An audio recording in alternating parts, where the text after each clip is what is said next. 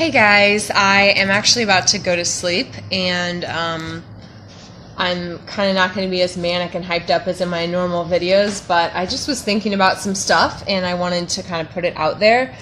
I'm very aware of this pimple right here, and so it's bothering me, but I'm no, realism, people gets it, it's normal. So I'm not going to cover that up or try to whatever. Because I really care about representing realism and representing authenticity and rawness. So, hey Keith, how are you? I just wanted to talk about the body, and I want to talk about it kind of in terms of spirituality, in terms of the church, in terms of Christianity, which is my worldview. It's the background that I came from.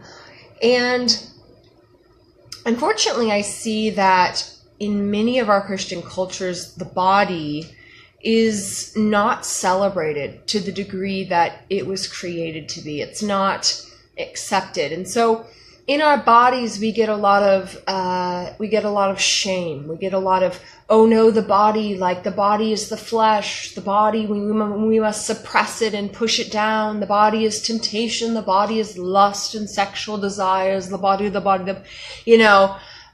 Okay, yeah, the body has the ability to tempt, to be involved in the process of temptation, just like our minds and our hearts. And honestly, most of that stuff starts in our minds and our hearts, not our bodies. I don't know.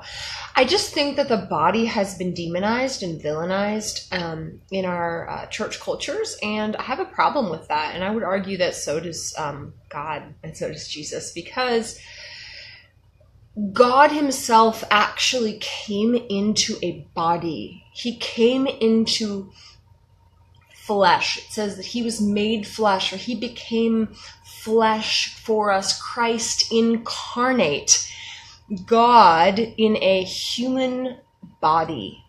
And so I believe that there is some significance to the physical component of ourselves. I don't believe that we're just supposed to ignore that we have bodies. It talks about our bodies being the temple of God.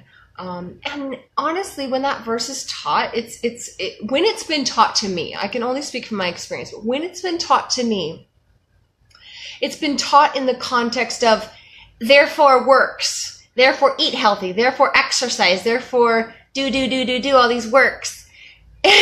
Instead of sort of this deep, essential celebration of the glory of your body, and celebrating all the positive, good aspects of being in a body that we can be grateful for and that we can appreciate and that we can live in its fullness.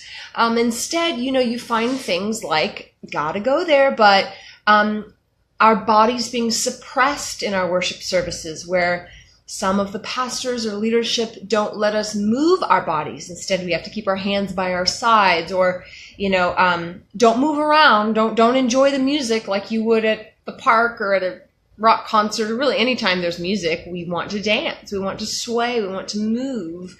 And of course, not everyone maybe gets this instinct, but I would say that it's a very natural and good impulse. And of course, I guess that could be used for the bad, but it's not bad in and of itself. The body is not bad in and of itself. Dance is not bad in and of itself. Movement is not bad in and of itself.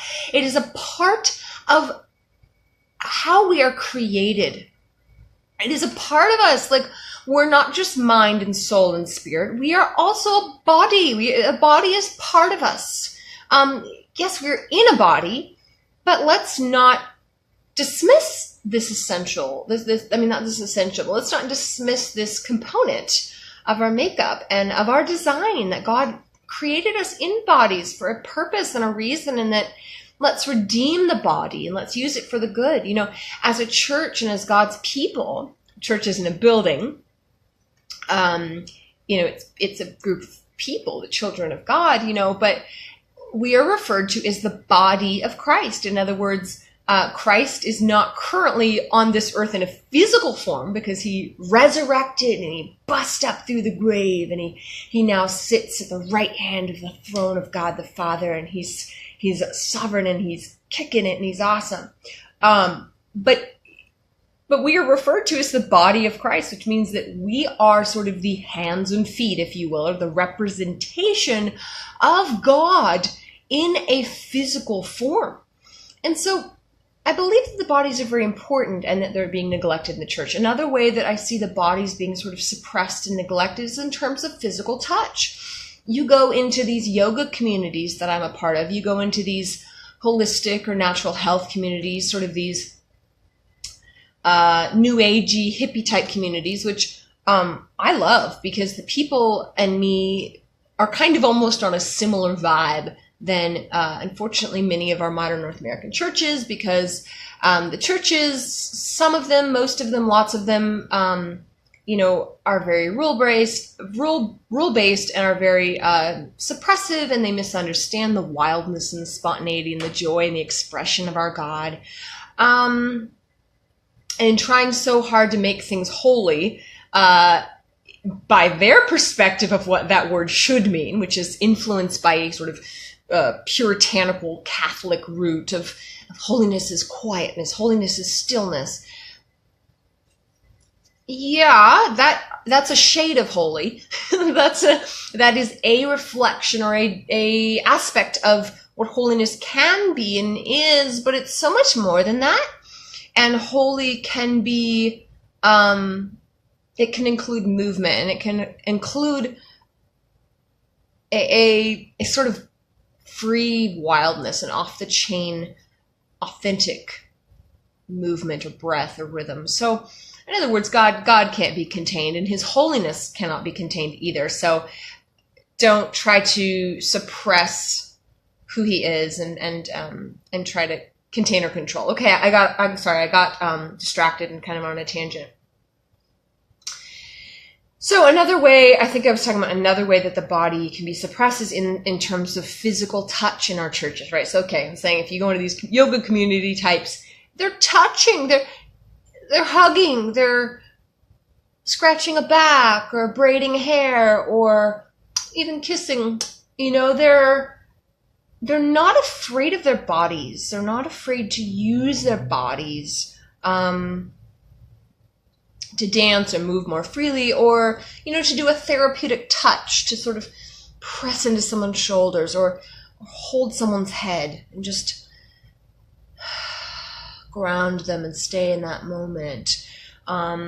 So things like that, and the physical aspects I very much resonate with, and I know that that's what I was created for. I know that I was meant to move and dance and be free in that way and express. I know that I was made to healing touch. I was made to touch other people in loving, therapeutic, and healing ways. I was made to, use essential oils and press into, lift their leg and move it to the side to sort of stretch them out and slowly lower it, supporting them. I was made to give hand massages or just grab someone's foot and just hold it for a moment and feel that connection and sort of empower or get some kind of an energy flow while I'm intentionally praying for that person, right? The Bible talks about laying hands on people.